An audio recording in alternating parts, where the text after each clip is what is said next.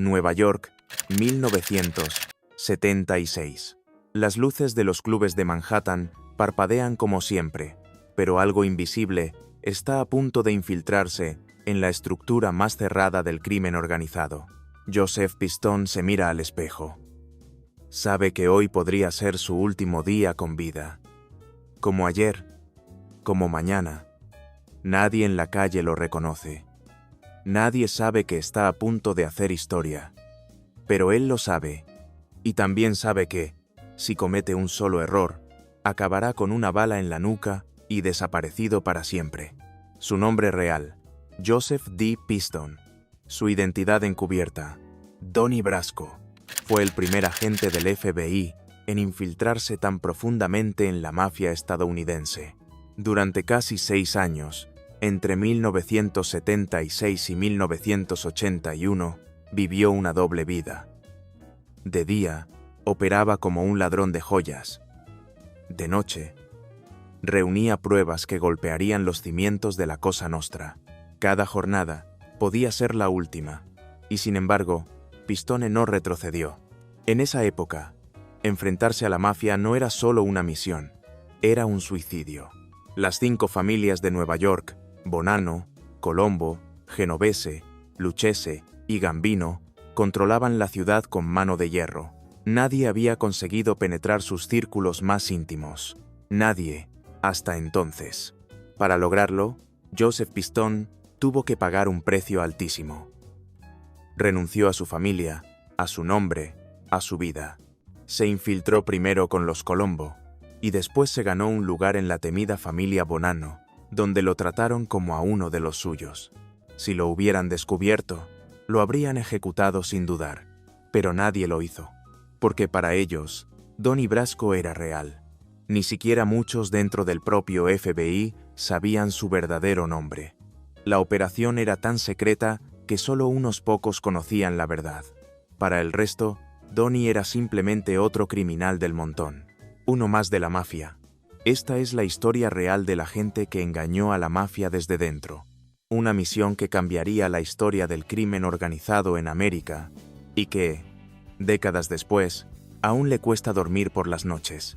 Antes de ser Donnie Brasco, antes de infiltrarse en la mafia, Joseph D. Pistone era solo un chico con raíces italianas y un sueño persistente: ser agente del FBI. Nació el 17 de septiembre de 1939 en Pensilvania, en una familia de clase trabajadora con sangre siciliana y calabresa. Cuando aún era joven, se mudó con sus padres y hermanos al estado de Nueva Jersey, donde su vida parecía destinada a ser como la de cualquiera. En el instituto jugaba al baloncesto. No era el más alto, apenas 1,80 m, pero sí rápido y tenaz. Sabía que no llegaría a profesional, pero el deporte le abrió las puertas de la universidad. Allí estudió ciencias sociales, y a los 20 años se casó con su novia, una joven enfermera.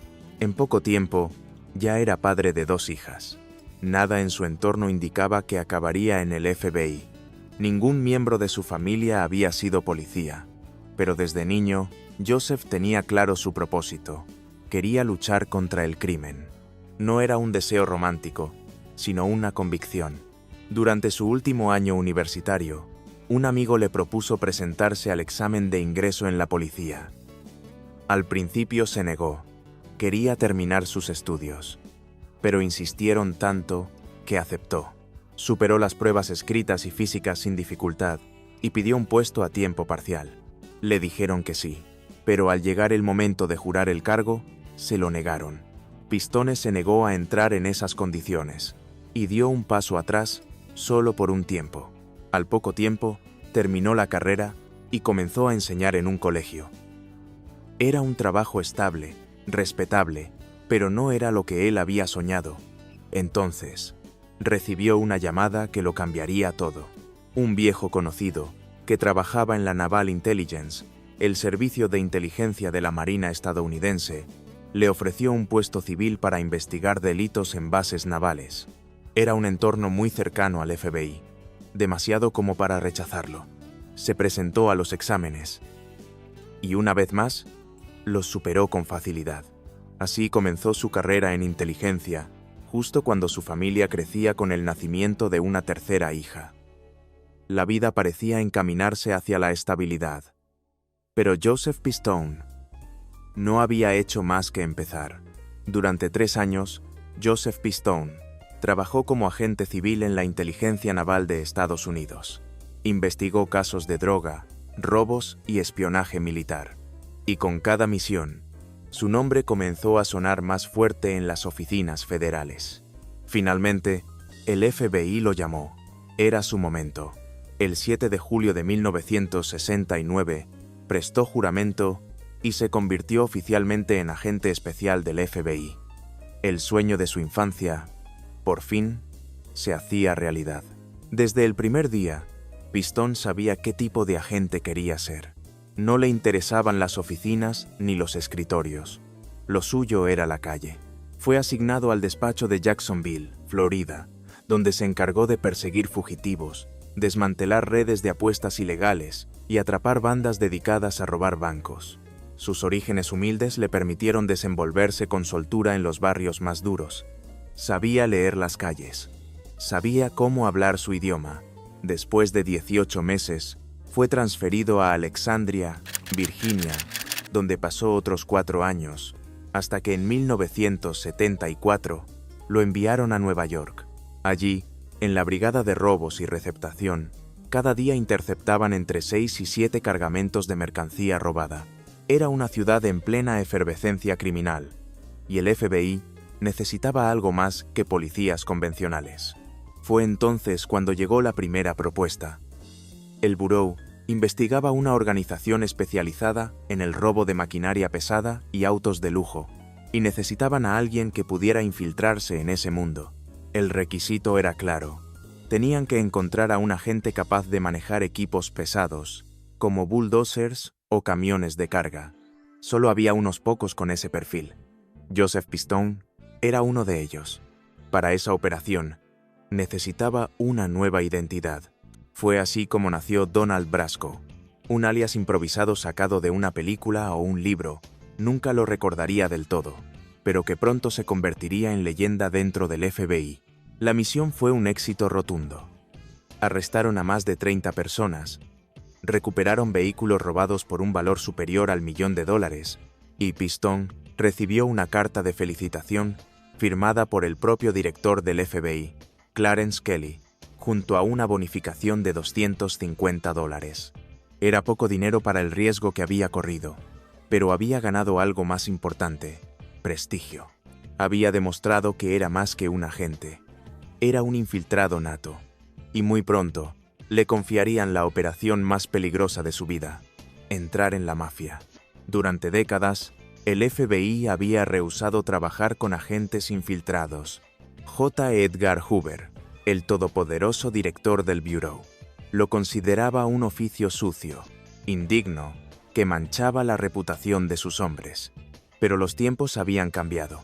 A mediados de los años 70, la criminalidad organizada exigía medidas nuevas, y tras el éxito de la operación contra el robo de maquinaria pesada, quedó claro que un agente infiltrado valía más que 100 informantes. No cualquiera podía ser la rata dentro de un sistema criminal. Se necesitaba fuerza mental, autocontrol, sangre fría y, sobre todo, una identidad de acero. El infiltrado debía saber estar solo, adaptarse a entornos hostiles y moverse como pez en el agua entre asesinos, estafadores y ladrones. Pero lo más importante, no olvidar nunca quién eres. Vivir entre criminales puede volverte uno de ellos, y esa línea, una vez cruzada, ya no se puede desdibujar. En la primavera de 1976, el FBI decidió dar un paso más. Ya no se trataba de desarticular bandas de ladrones. El objetivo ahora era infiltrar los canales de distribución de la mafia, los grandes receptadores de mercancía robada, hombres que operaban en restaurantes, clubes y bares controlados directamente por la Cosa Nostra. Para lograrlo, necesitaban a alguien con el perfil perfecto, con experiencia en el robo, capaz de moverse entre matones sin levantar sospechas, y con ascendencia italiana para parecer uno más.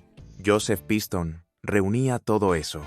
Por primera vez en su historia, El FBI iba a infiltrarse directamente en la mafia neoyorquina, utilizando uno de sus propios agentes. El plan era ambicioso, y para ejecutarlo, Pistone decidió recuperar el nombre que ya le había traído suerte: Donald Brasco, un ladrón de joyas ficticio, sin familia, sin pasado, sin nada que lo ate. La identidad perfecta para alguien que iba a desaparecer por completo.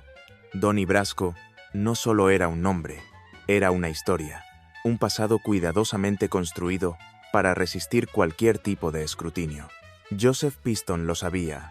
Si iba a convivir con asesinos profesionales, no podía permitirse ni un solo detalle improvisado. Según los archivos falsos, Brasco era un ladrón de joyas con experiencia en Miami y California, soltero, huérfano, sin familia, sin pasado verificable. Un perfil perfecto, sin vínculos, sin testigos, sin nadie que pudiera poner en duda su coartada. Su especialidad: robos sin violencia, planeados al milímetro. Así podía explicar por qué trabajaba solo, por qué nadie lo conocía, y por qué no necesitaba usar armas ni recurrir al caos. Pistone ya tenía experiencia con alarmas y sistemas de vigilancia, pero para ser convincente como experto en joyas, necesitaba algo más. Durante 2 semanas, se formó discretamente en una joyería de Nueva York. Aprendió a identificar piedras, valorar piezas y hablar el lenguaje del gremio. No necesitaba ser un maestro. Solo debía sonar lo suficientemente auténtico como para que ningún mafioso dudara de él. Una vez lista la documentación, la propuesta fue enviada al cuartel general del FBI en Washington. La operación fue aprobada, y con ello empezó el proceso de borrado. Cualquier rastro de Joseph Pistone fue eliminado. Su oficina fue vaciada. Su nombre desapareció de los registros internos. Su expediente fue sellado y escondido en una caja fuerte. Si alguien preguntaba por él, la respuesta era siempre la misma: aquí no ha trabajado nunca nadie con ese nombre. Ni siquiera su propia familia sabía lo que estaba a punto de hacer. Solo sabían que desaparecería por trabajo durante un tiempo. Nada más. Desde abril de 1976 se había estado preparando. Pero no fue hasta septiembre cuando Pistone supo que había llegado el momento. Abandonó su escritorio del FBI sabiendo que no volvería en muchos años. Amigos, colegas, rutina, todo quedaba atrás. Estaba a punto de sumergirse en una vida paralela, clandestina, donde cualquier error podía costarle la vida. Donnie Brasco no era un disfraz. A partir de ahora, sería su única realidad. Primeros pasos en la calle. La inmersión había comenzado. Joseph Pistone, ahora oficialmente Donnie Brasco, tomó una decisión clave: no utilizar informantes. No quería que nadie pudiera vincularlo con el FBI. Todo debía hacerlo solo. Alquilar un apartamento, comprar un coche, abrir una cuenta bancaria, todo bajo su nueva identidad. Era un operativo sin red. Su hoja de ruta era clara: entrar en contacto con los grandes receptadores de la mafia, aquellos que operaban en restaurantes, bares y clubes del centro y sur de Manhattan. Pero para que lo aceptaran, primero debían verlo, habituarse a su presencia. Brasco pasaba los días bebiendo solo, cenando en silencio, observando todo sin decir una palabra de más. Durante 2 meses, su única misión era mirar, escuchar y recordar. Cada gesto, cada cara, cada conversación. No preguntaba, no se ofrecía, no se exponía. Su plan era simple: construirse una reputación de tipo serio, reservado y prudente. Alguien que sabía moverse sin hacer ruido. Y poco a poco, la estrategia empezó a dar frutos. Uno de los lugares que más frecuentaba era un restaurante llamado Chef Carmello, propiedad de 2 miembros de la familia Genovese. Allí se reunían varios afiliados de la mafia, muchos de ellos entregados a un juego de dados llamado backgammon. Las apuestas eran serias, $1000 por partida, un escenario ideal para romper el hielo. Pero había un problema. Donnie no tenía ni idea de cómo se jugaba. Fue entonces cuando recurrió a un viejo amigo, Chuck, otro agente del FBI que se encontraba infiltrado en el mundo de la música. Chuck le enseñó las reglas básicas del juego.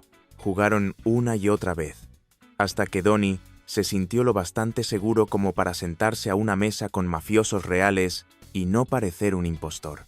Porque en ese mundo, no saber jugar podía ser tan peligroso como no saber mentir. Después de aprender las reglas del juego, Donnie Brasco volvió a Chess Carmello y empezó a jugar al backgammon con los habituales. Durante 2 o 3 semanas se mantuvo constante, pocas palabras, buen humor, respeto, y funcionó. Los hombres comenzaron a saludarlo, le ofrecían asiento, le decían simplemente Don, un nombre que ya no sonaba a alias, sonaba a uno de los suyos. Entre los rostros del bar, uno destacó, Marty, el barman. No era parte de la mafia, pero conocía cada movimiento que ocurría en el local. Marty era discreto, astuto, bien conectado, y Donnie lo supo ver al instante. Comenzaron a salir, a beber juntos, a compartir risas. Poco a poco, Marty lo introdujo a su círculo. Afiliados menores, soldados rasos del crimen que, aunque no lo trataban aún como a un igual, al menos lo reconocían. Fue entonces cuando Donnie dio su siguiente paso calculado. Le mostró a Marty unas cuantas joyas falsamente robadas y le dijo que quería venderlas. No fue una propuesta directa, fue una señal, una insinuación. Marty no mordió el anzuelo de inmediato, pero respondió con interés. Cuando tengas más, avísame. Tengo contactos, podría mover algunas cosas. El camino estaba abierto, pero haría falta algo más para avanzar. En paralelo, Chuck, el amigo del FBI que seguía infiltrado en la escena musical, organizaba un concierto con James Brown como cabeza de cartel. Durante la planificación, Chuck había entrado en contacto con 2 asociados de la familia Colombo y vio una oportunidad. Invitó a Donnie al evento. Allí conoció a Albert, un estafador profesional vinculado a los Colombo. Comenzaron a salir juntos, a compartir copas y negocios. Donnie se convirtió en su compañero habitual y pronto decidió invitarlo a Chess Carmello. Albert notó que Donnie era bien recibido en el local. Eso reforzó la confianza entre ambos y, al mismo tiempo, fortaleció la credibilidad de Donnie ante los ojos de los demás. Ahora, los hombres del bar lo veían junto a un asociado real de la mafia. No era solo un rostro conocido, era alguien con conexiones. Pero no todo eran avances. Era diciembre, Navidad se acercaba, y Pistone, el verdadero hombre detrás del alias, apenas podía ver a su familia. Mientras más se ganaba la confianza de los mafiosos, más perdía el contacto con los suyos. Y eso era solo el principio. La operación avanzaba. Donnie ganaba presencia en el mundo del crimen. Pero Joseph Pistone comenzaba a perder su vida familiar. Aquella Navidad solo pudo pasar unas horas por la mañana con su esposa y sus hijas. Después, volvió a desaparecer. El trabajo lo era todo, y el personaje que interpretaba se estaba comiendo al hombre que era. A comienzos de 1977, Donnie salió de fiesta con Albert a una discoteca frecuentada por delincuentes. Allí le presentó a un hombre clave, Gilly Greca, asociado de la familia Colombo y uno de los mayores distribuidores de mercancía robada en Brooklyn. Greca no era un capo, ni siquiera era un soldado, pero manejaba un volumen importante de negocios ilegales y tenía una red leal de ladrones y receptadores. Y eso lo convertía en una puerta directa al mundo real de la mafia. Días después, Donnie fue a visitarlo a su tienda. Estaba en una zona tranquila de Brooklyn, con un escaparate repleto de ropa de marca a precios ridículos. Todo era robado. La tienda servía para lavar el producto y moverlo con apariencia de legalidad. Allí conoció al resto del grupo, ladrones, estafadores, camorristas, gente de calle, sin rangos oficiales en la Cosa Nostra, pero bien conectados, leales y peligrosos. Lo aceptaron sin dudar. ¿Por qué? Porque ya venía con referencias, porque lo habían visto con Albert, porque su presencia en Chess Carmello lo había legitimado. Así comenzó a moverse en el círculo de Gilly Greca, donde todos los días se tramaban robos, estafas y negocios de todo tipo. La ambición era insaciable. Aquellos hombres no se detenían nunca. Día y noche pensaban en cómo conseguir más, cómo robar más, cómo vender más. No conocían otra forma de vida. Uno de los miembros de la banda se llamaba Vinny. Era un hombre corpulento, enfermo del corazón, pero aún así participaba en las reuniones, las cartas y los planes. Una tarde, mientras discutían un nuevo golpe en la trastienda de la tienda, Vinny se desplomó, y lo que ocurrió a continuación lo cambiaría todo. En medio de una partida de cartas en la trastienda del local de Gilly Greca, Vinny, el recepcionista obeso con problemas cardíacos, se desplomó sobre su silla. Se agarraba el pecho, respiraba con dificultad. Vinny tiene un problema. Está teniendo un infarto, gritó Donnie, pero los demás no se movieron. Bah. Eso le pasa siempre. Dale unas pastillas y se le pasa. Nadie lo ayudó. Para Donnie, dejar morir a un hombre sin hacer nada no era una opción. Lo cargó él mismo, lo metió en su coche y lo llevó directamente a urgencias. Vinny sobrevivió. Solo le faltaban los medicamentos. Horas después, regresaron al local. Los demás seguían jugando como si nada. Uno de ellos sonrió. ¿Lo ves? Te lo dijimos. Todo iba a salir bien. En varias ocasiones, los miembros del grupo invitaron a Donnie a participar en robos armados. Pero él siempre encontraba una excusa. No, gracias. Usar un arma es demasiado de vaquero para mí. Pero si necesitan ayuda descargando mercancía, cuenten conmigo. Esa actitud, lejos de generar sospechas, le ganaba respeto. Después de todo, menos participantes en el robo significaba más dinero para repartir. De vez en cuando, aceptaba sentarse con ellos y revisar planes de asalto. Les señalaba los errores, los riesgos, las fallas en la vigilancia. Nunca se exponía, pero sí dejaba claro que sabía de lo que hablaba. Aún así, la tensión no desaparecía. Una tarde, mientras conducía junto a Guido, el lugarteniente de Gilly, un tipo frío, violento, con sangre en sus manos, ocurrió lo inevitable. Guido le pidió que se detuviera. Luego, sin decir palabra, sacó una herramienta y empezó a desmontar el salpicadero del coche. Buscaba un micrófono, una prueba, una traición, una excusa para matar. En 5 minutos, lo desarmó todo. No encontró nada. Donnie lo sabía. Tarde o temprano lo registrarían. Por eso nunca había escondido dispositivos en su vehículo. La previsión le salvó la vida. Guido volvió a su asiento, como si nada hubiera pasado. Y Donnie siguió conduciendo. Silencio, calles mojadas, corazones acelerados. Había superado otra prueba, pero cada día lo acercaba más al filo. Durante semanas, Donnie Brasco mantuvo un perfil bajo. Observaba, escuchaba, participaba lo justo, pero entendió algo fundamental.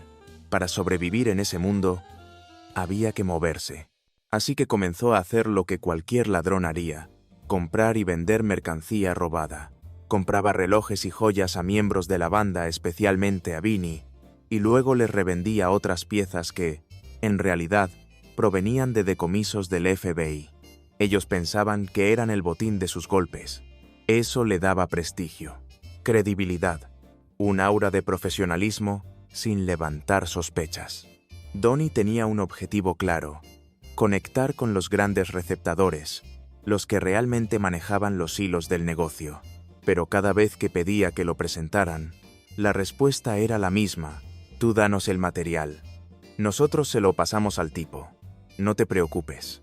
Era una forma elegante de mantenerlo alejado del núcleo real. Pero Donnie sabía que solo era cuestión de tiempo. Mientras tanto, dentro de la banda, alguien más estaba cumpliendo su propio sueño. En mayo de 1977, Gilly Greca fue oficialmente intronizado como soldado de la familia Colombo. Ya no era solo un asociado.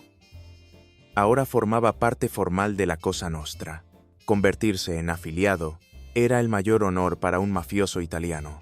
Significaba que había sido aceptado por los capitanes y que la organización te reconocía como uno de los suyos. Te daban un territorio, te protegían y a cambio exigían una lealtad absoluta. La mafia te cubría la espalda, pero también te ataba de por vida. Gilly lo dijo con orgullo. Es lo más grande que me ha pasado. Esperé toda mi vida este momento. Tal vez algún día, tú también entiendas lo que se siente. Donnie Brasco no lo respondió, pero en su interior sabía que esa ceremonia sellaba algo más que una lealtad. Era un paso más hacia el abismo. Ahora, Gilly era un soldado bajo las órdenes de Charlie Moose Panarella, uno de los capitanes más respetados de la familia Colombo. Y Donnie seguía escalando. Más adentro, más cerca, más expuesto. El ambiente había cambiado. Dos miembros históricos de la banda de Gilly, Frankie y Patsy acababan de salir de prisión. Especialistas en robos a plena luz del día, tipos violentos, desconfiados, con años tras las rejas y un instinto afilado para detectar intrusos. Desde el primer momento, no les gustó lo que vieron. Un día, Donnie entró como siempre en la tienda, pero esta vez nadie lo saludó. Ni una mirada, ni una palabra. Gilly lo tomó del brazo y lo sacó a la calle. Don, no te lo tomes a mal, pero Patsy y Frankie tienen dudas sobre ti. ¿Qué tipo de dudas? Dicen que no te conocen lo suficiente. Quieren que te apartes de los asuntos hasta que alguien de Miami confirme que eres de fiar. Alguien que diga que hiciste golpes con él. Donnie explotó. Ni hablar. No voy a darle nombres a nadie. Gilly trató de calmarlo. Volvieron adentro y organizaron una reunión con Frankie y Patsy para que todo quedara claro. Una mesa, 3 hombres con pasado delictivo, uno con una doble vida. Gilly abrió el juego. Me dicen que tienen un problema. ¿Es cierto? Patsy habló primero. Dices que hiciste muchos trabajos en Miami, pero nadie lo puede confirmar. Y además, hablas demasiado cuando estamos discutiendo cosas serias. En ese mundo, la desconfianza no era solo un problema, era una sentencia de muerte. Donnie lo sabía, y entendía que, si no resolvía la situación en esa misma mesa, no saldría caminando de allí. Queremos un nombre, Donnie. Alguien que pueda decirnos que realmente hiciste esos golpes en Miami. No tienen que averiguar nada. No estoy aquí para satisfacer los caprichos de 2 tipos recién salidos de prisión. Y si fueras un soplón, un maldito infiltrado, por eso queremos verificarlo. Entonces, Patsy sacó una pistola, una automática, calibre .32.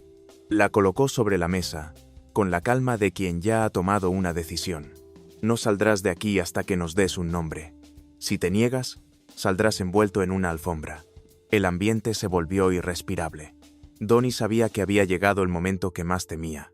Y también sabía que tenía una salida, si funcionaba. Se había preparado para esto. Si alguna vez lo acorralaban, daría el nombre de un informante federal encubierto en Miami. Un exladrón que colaboraba con el FBI y que había sido instruido para confirmar la historia de Donnie si alguien preguntaba por él. Gilly intervino para bajar la tensión. Vamos, Don, solo déjales contactar con alguien. Después de eso, todo volverá a la normalidad. Donnie aceptó, pero por dentro temblaba. El informante tenía que estar disponible. Tenía que recordar el protocolo y tenía que hacerlo bien, porque si fallaba, lo matarían ahí mismo. Patsy se levantó y fue a hacer la llamada. Donnie se quedó solo con los demás, en completo silencio, observando cómo jugaban a las cartas. Como si nada, como si no tuvieran a un hombre con una sentencia suspendida delante. Minutos, luego horas. Cada segundo era una cuenta atrás. El sudor, el corazón acelerado, los pensamientos girando como ruleta rusa. A las 16:30, Patsy regresó. Miró a Donnie. Sonrió ligeramente. Todo bien, eres legítimo. Donnie Brasco acababa de sobrevivir a su juicio más peligroso hasta ese momento. Estuvo a minutos de ser ejecutado, pero su tapadera seguía intacta, y ahora era momento de cruzar al siguiente nivel. La familia Bonanno. Nueva familia, nuevo peligro. La puerta de entrada a la familia Bonanno se abrió una noche cualquiera, en una discoteca cualquiera. Fue Albert, el contacto de los Colombo, quien lo presentó a un hombre de mirada dura y pasado sangriento. Anthony Mirra, recién salido de prisión tras purgar una condena de 18 años por tráfico de drogas. Mirra no era un mafioso cualquiera, era un asesino profesional, con al menos 25 homicidios a sus espaldas. Impredecible, violento, respetado y temido incluso dentro de la mafia. Donnie entendió que debía acercarse a él, con extremo cuidado. Comenzaron a verse con frecuencia, primero en fiestas, luego en el terreno. Poco después, Mirra lo invitó a su territorio, Little Italy, en el corazón de Manhattan.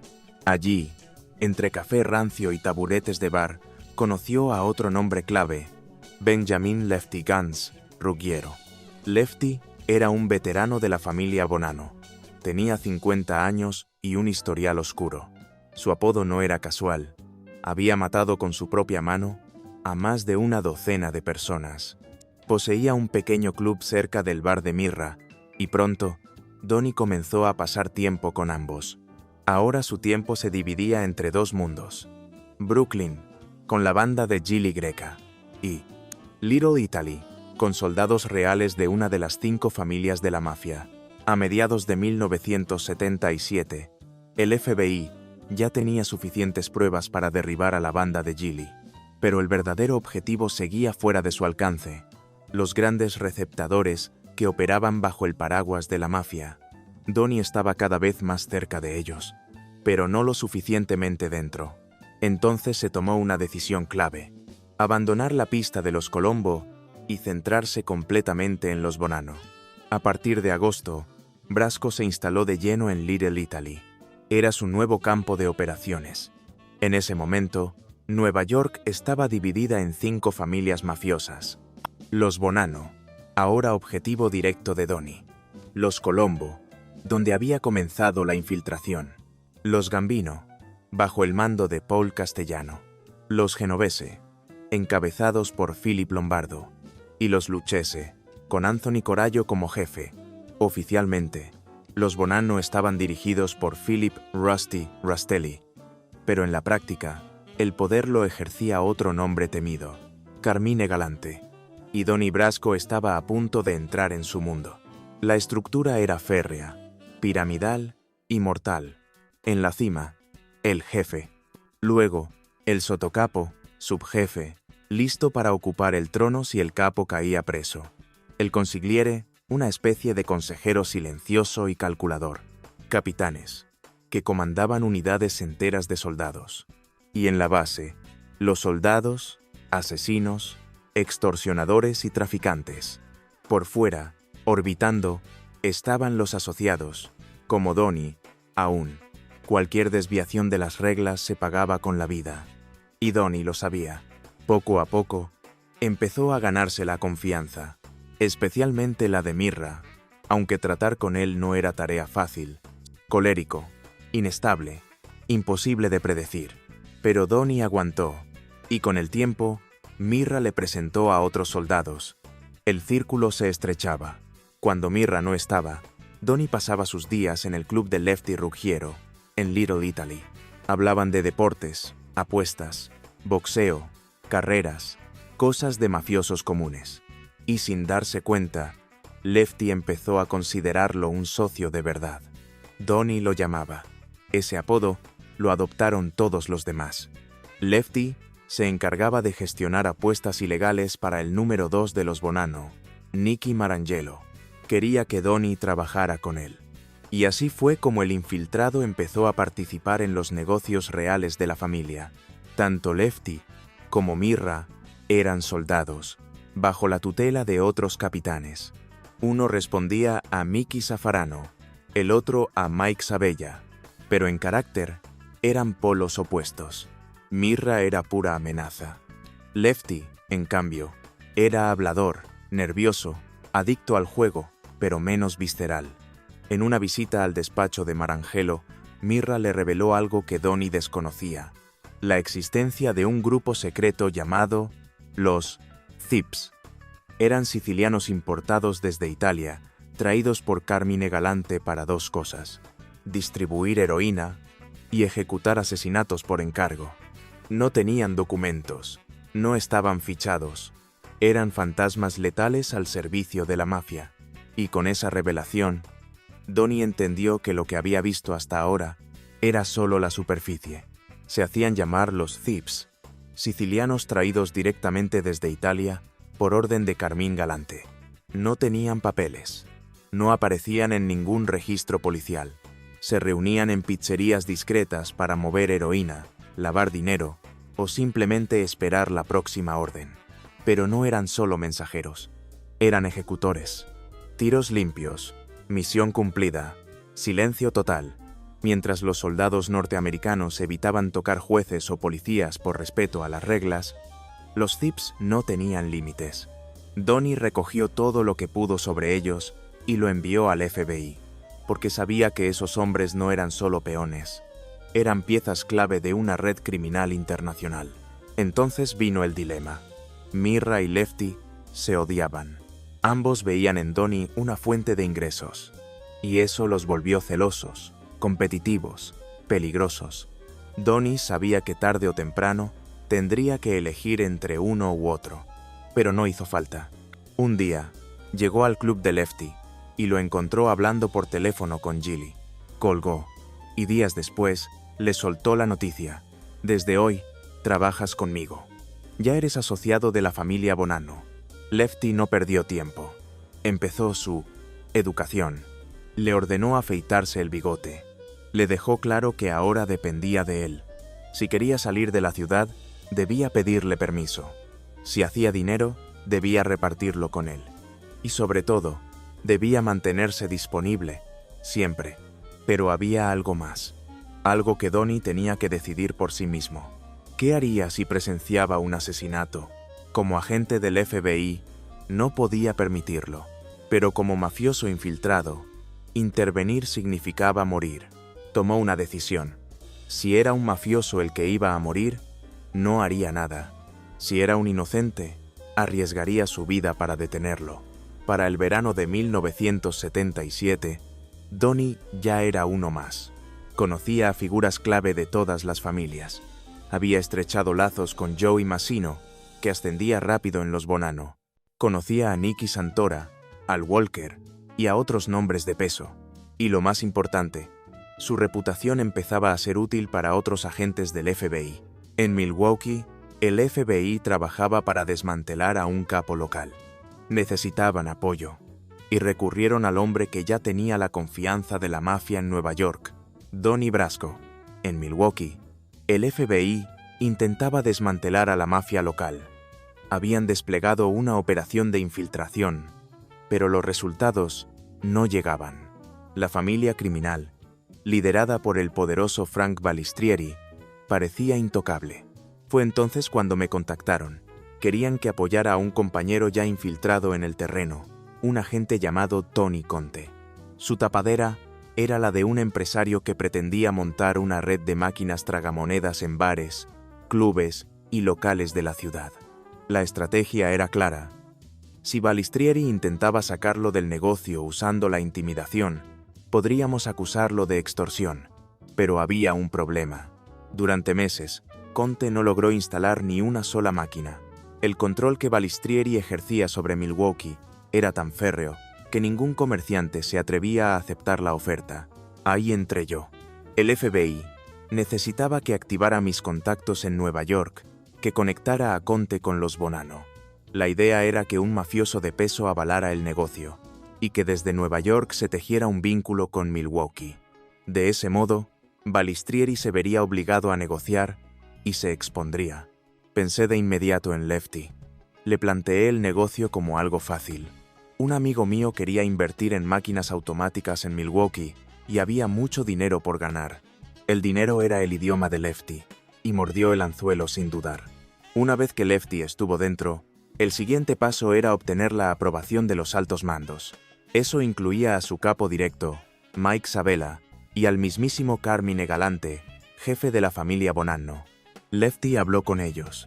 Días después, teníamos luz verde. Se organizó una reunión entre representantes de la mafia de Milwaukee y los Bonanno. Todo salió como esperábamos. Se selló una alianza entre ambas familias, un pacto real, operativo. Estábamos dentro, El resultado fue contundente. Habíamos logrado infiltrar a 2 familias mafiosas y estábamos oficialmente vinculados a un padrino. Era una jugada perfecta. Gracias a esta alianza, Conte y yo reunimos las pruebas necesarias para acusar a Frank Balistrieri de extorsión. El capo había firmado, sin saberlo, un acuerdo secreto con el FBI. Un contrato donde se comprometía, entre líneas, a eliminar cualquier competencia en su territorio. Exactamente la evidencia que necesitábamos para tumbarlo. Tras sellar la alianza con Milwaukee, nuestra misión pasó a una nueva fase: reunir pruebas sobre las actividades paralelas de Balistrieri, juegos de apuestas, manipulaciones sindicales, extorsión organizada. Pero algo cambió. De un momento a otro, Balistrieri dejó de responder. Evitaba a Conte. Las llamadas quedaban sin contestar. El trato, frío. Todo indicaba que se había enterado de algo. Quizás una imputación pendiente, quizás una sospecha. Era momento de cerrar la operación. Así que empacamos y salimos de Milwaukee. Unos días después, en julio de 1979, recibí una llamada de Lefty. Compra el periódico. Vas a flipar. Lo hice, y allí estaba. Carmine Galante, jefe de la familia Bonanno, ejecutado a plena luz del día. Su cuerpo yacía en una terraza de un restaurante italoamericano en Brooklyn, bañado en sangre. Tenía el cigarro todavía en la boca. La imagen dio la vuelta al país. Llamé a Lefty. ¿Y ahora qué pasa con nosotros? Eso no se habla por teléfono. Ven ya. Fui a verlo. La estructura de poder había cambiado. Rusty Rastelli, desde la cárcel, había sido proclamado nuevo jefe. Mike Sabella, el capo de Lefty, fue degradado.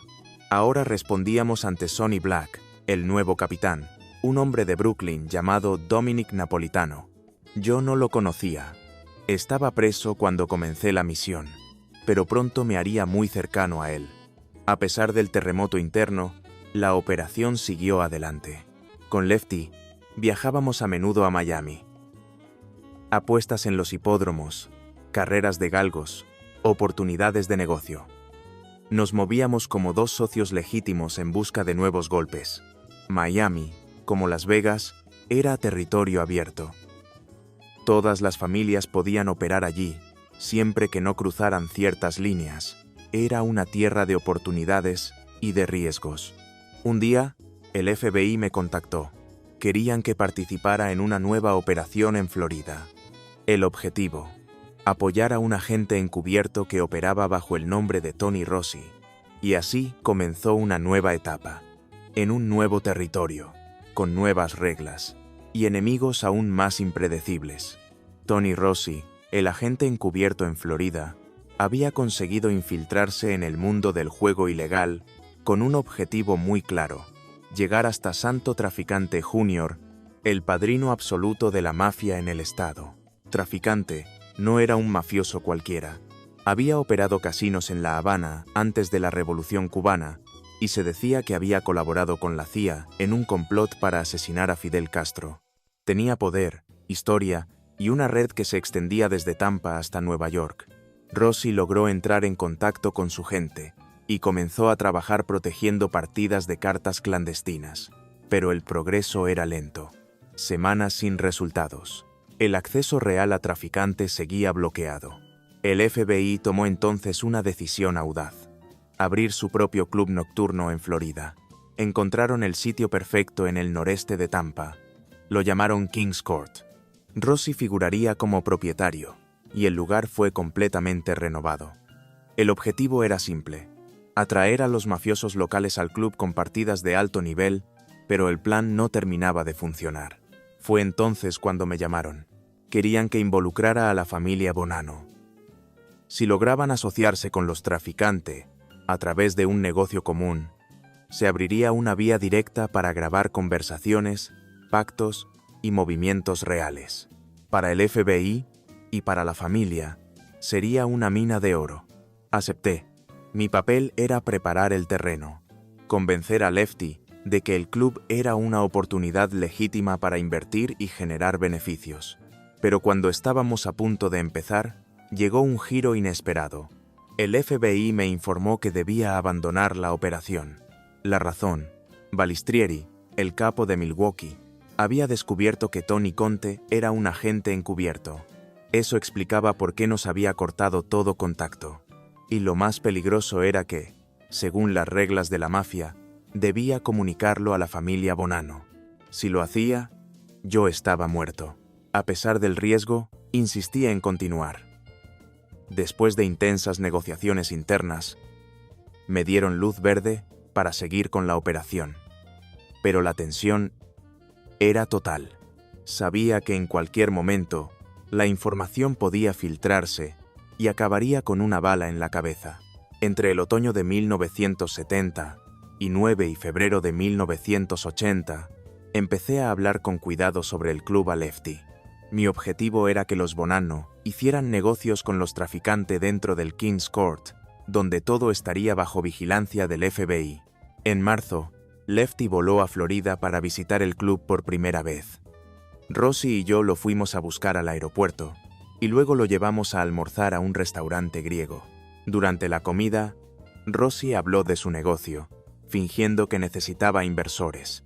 Todo era parte del plan: mostrar que el club generaba dinero, que había potencial de expansión, y que asociarse con Rossi era una gran oportunidad.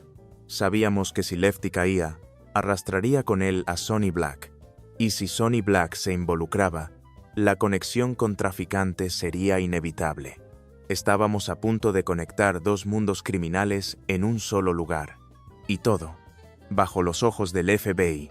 Una semana después, el plan estaba cerrado. Lefty habló con Sonny Black, y la familia Bonanno decidió invertir oficialmente en el King's Court, el club de Rossi, justo como lo habíamos planeado.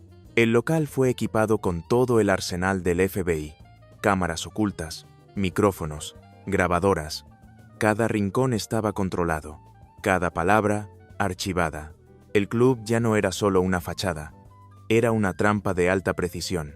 Sonny Black estaba encantado con los resultados. Bajaba con regularidad desde Nueva York a Florida para supervisar el negocio. Y en una de esas visitas, soltó lo que llevábamos meses esperando: quiero reunirme con Santo Traficante. Eso era todo. El punto de contacto directo. ¿Y el FBI? Lo necesitaba desesperadamente. Lefty se encargó de gestionar el encuentro a través de intermediarios. Finalmente, la llamada llegó. La cita quedó fijada. Restaurante griego, 0 horas. El FBI desplegó una unidad completa en los alrededores.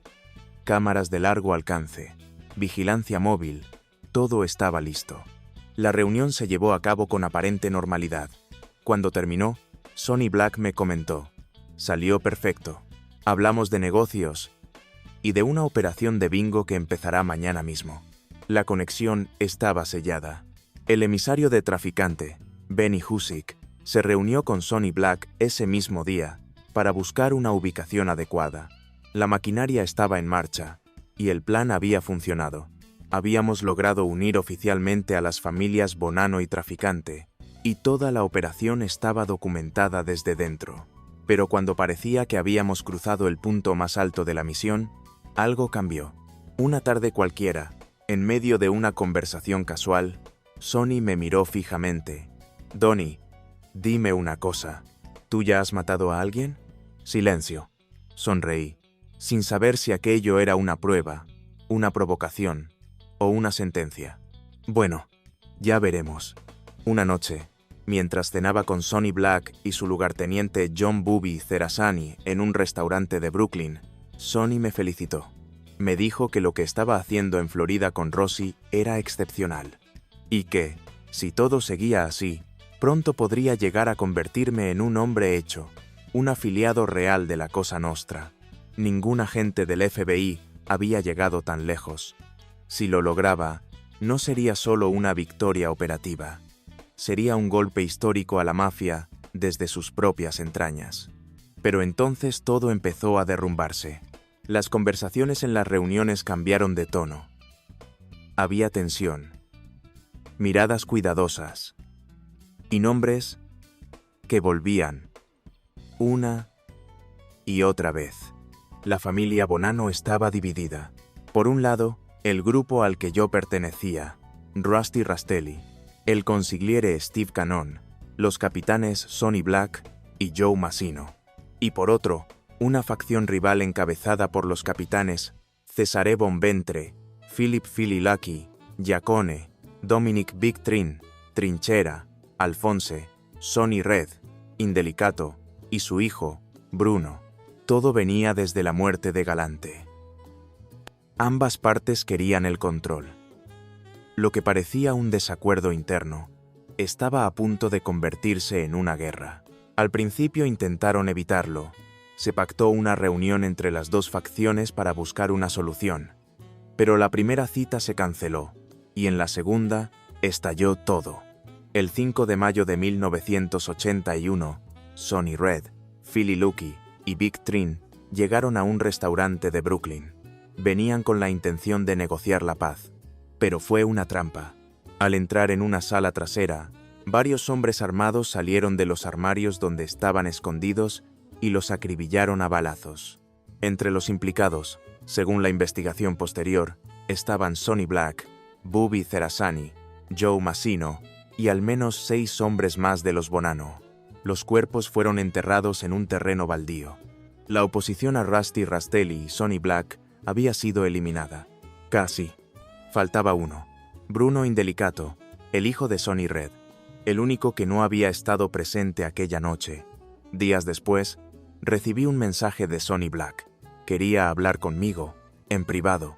Solo habían pasado unos días desde la matanza, y yo no sabía si aquella reunión importante era, en realidad, una emboscada para ejecutarme. Los agentes del FBI estaban en alerta. Temían que me estuvieran tendiendo una trampa. Yo también lo sentía. Pero, en el fondo, algo me decía que no era así. Fui al bar donde se suponía que me vería con Sonny Black. Ahí estaba, tranquilo, relajado. Me habló de Bruno Indelicato, el hijo de Sonny Red. El único que no había estado en la reunión donde su padre fue ejecutado.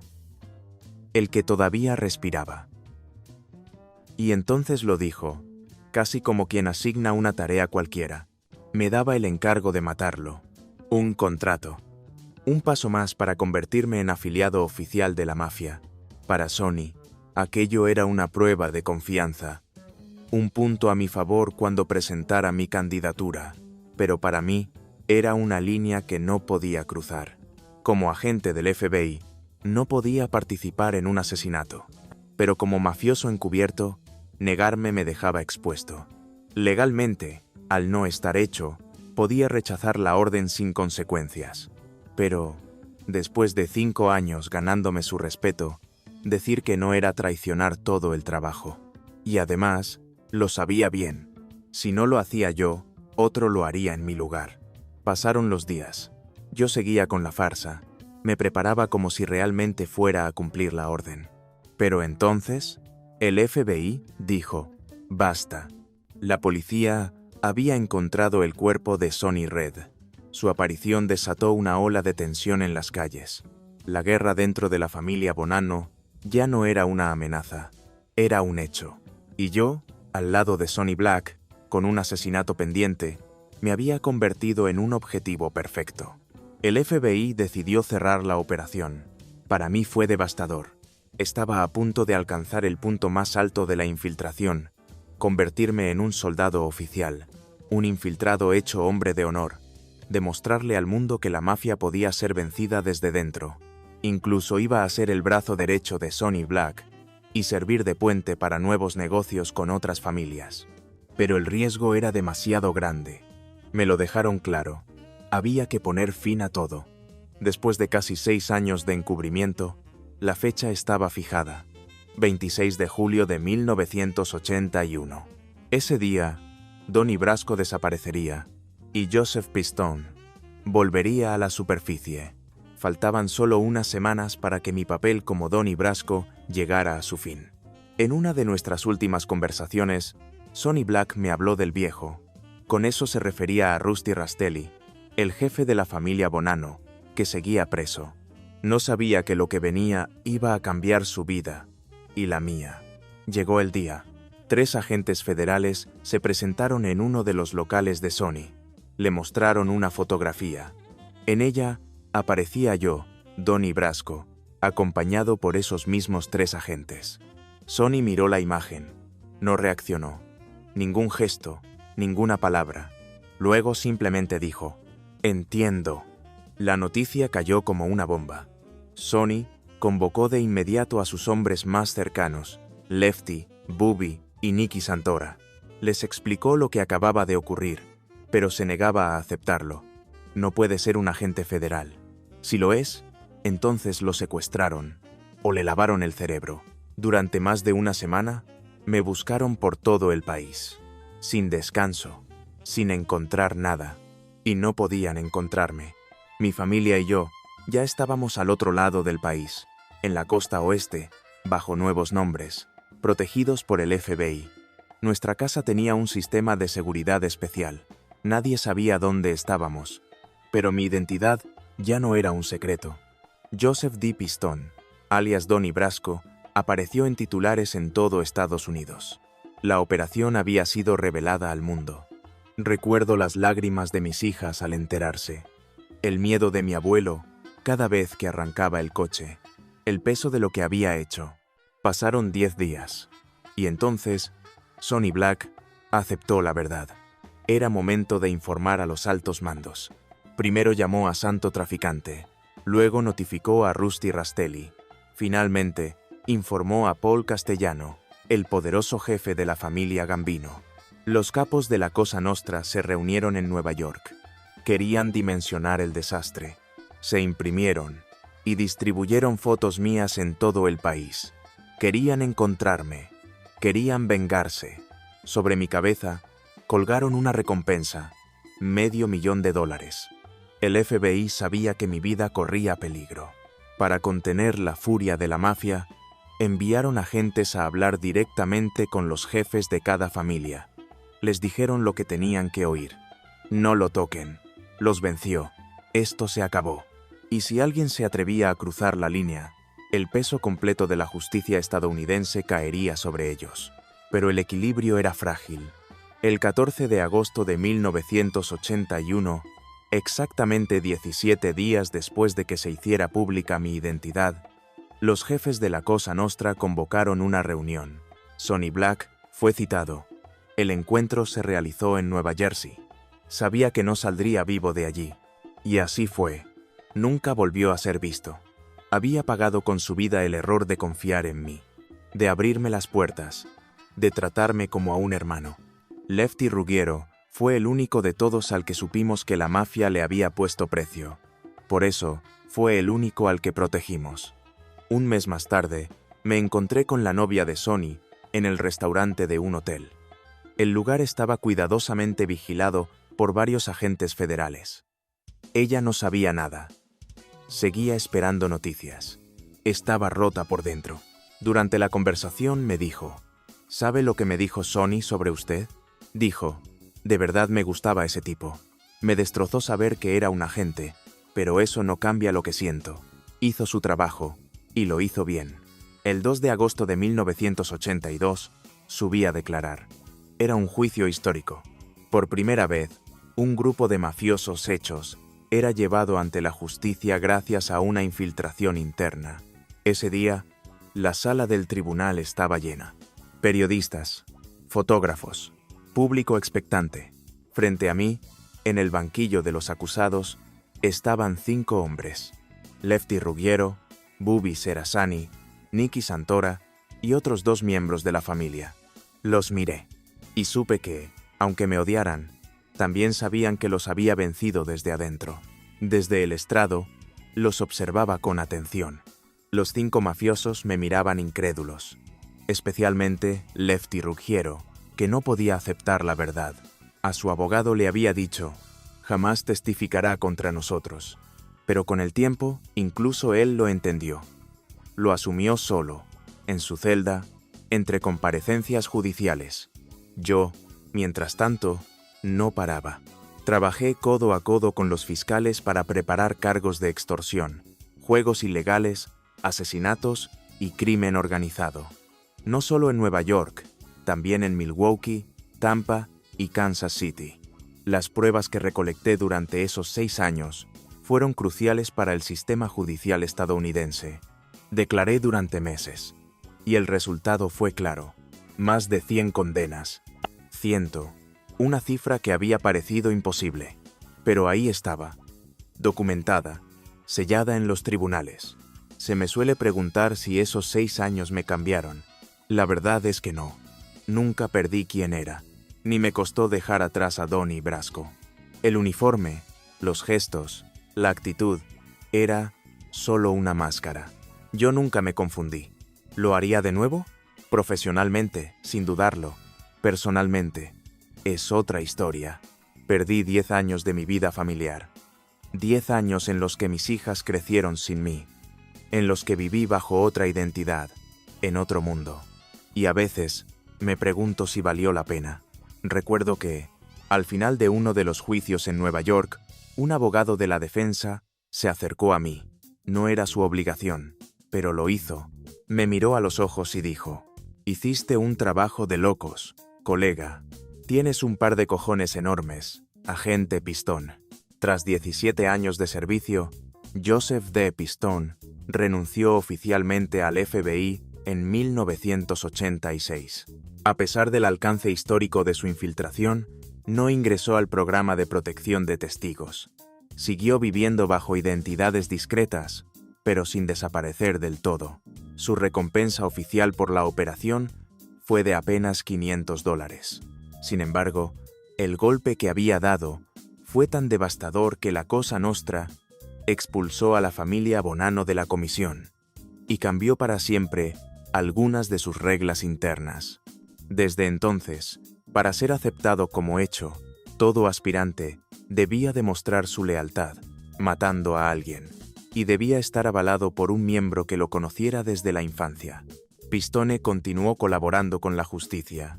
Fue clave en procesos de alto nivel como el caso Pizza Connection, que desmanteló una de las redes internacionales de heroína más grandes del mundo, y el juicio de la comisión, que puso en evidencia a las 5 grandes familias de Nueva York.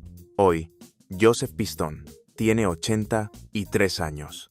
Vive en el anonimato, junto a su esposa y sus 3 hijas. El contrato de $500,000 por su cabeza sigue vigente. ¿Qué pasó con los demás? Lefty Ruggiero, condenado a 20 años. Murió un año después de salir en libertad por cáncer. Sonny Black Napolitano, ejecutado por la mafia. Su cuerpo fue hallado un año después, con las manos cortadas. Anthony Mirra, asesinado en 1982, considerado traidor por haber presentado a Donnie. Gilly Greca, asesinado en Brooklyn en 1980. Paul Castellano, ejecutado en 1985. Joe Massino, Carmine Persico, Anthony Corallo y otros líderes, condenados a largas penas o cadena perpetua. Rusty Rastelli, condenado a 12 años. Traficante, imputado, murió en 1987. Más de 100 condenas en total, desde Nueva York hasta Tampa, pasando por Milwaukee y Kansas City. Y así termina la historia de Donnie Brasco, el agente que se infiltró en lo más profundo de la mafia y que cambió para siempre la forma en que el FBI combatía el crimen organizado. Una historia de doble vida, traición, sacrificio y de una operación tan peligrosa que aún hoy genera respeto y miedo. Gracias por ver este video. Si te ha gustado, no olvides dejar un like, compartirlo y suscribirte al canal para no perderte más historias reales como esta. Tu apoyo es la mejor forma de que podamos seguir creando contenido documental de calidad. Nos vemos en el próximo video. Hasta entonces, cuídate.